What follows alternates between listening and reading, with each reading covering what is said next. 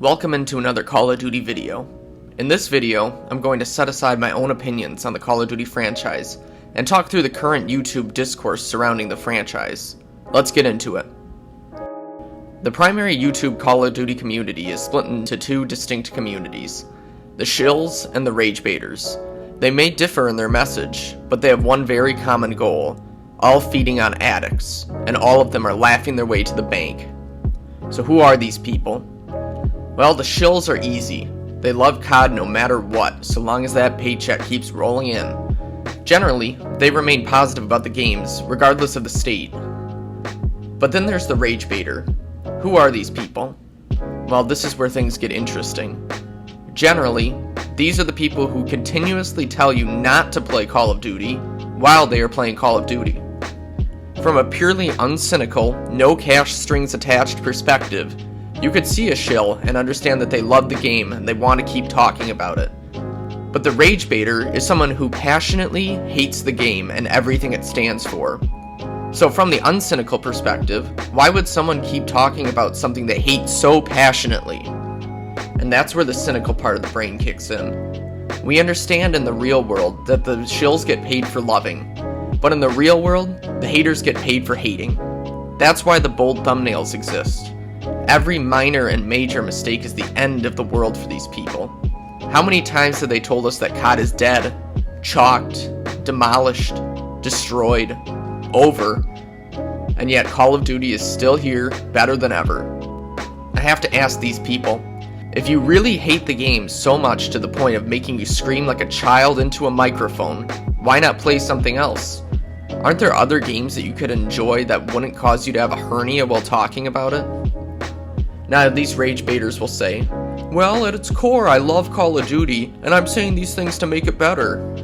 Well, at this point, you've been complaining about the state of the game for over 6 years in the SBMM era, making the same videos over and over and over again.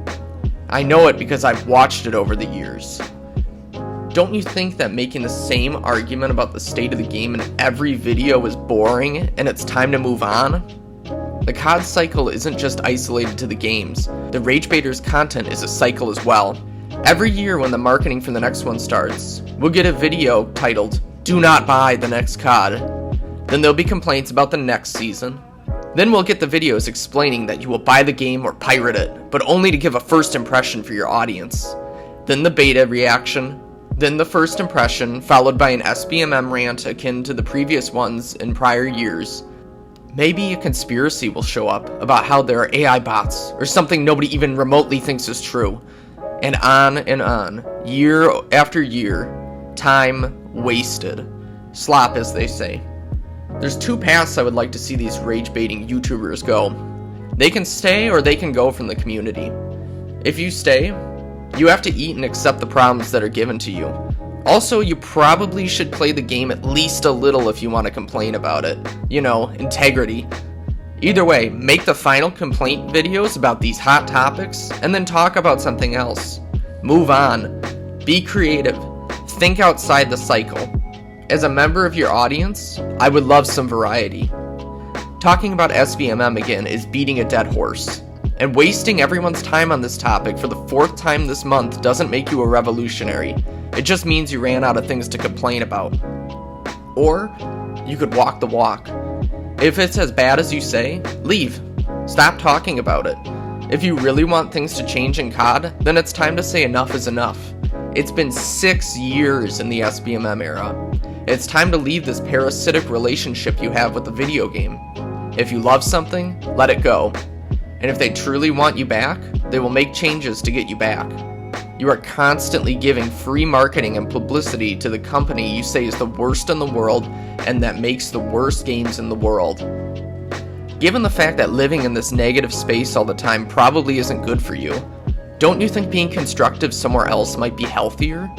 There's literally thousands of games available everywhere, and there's tons of indie games that would probably love to have your attention on them.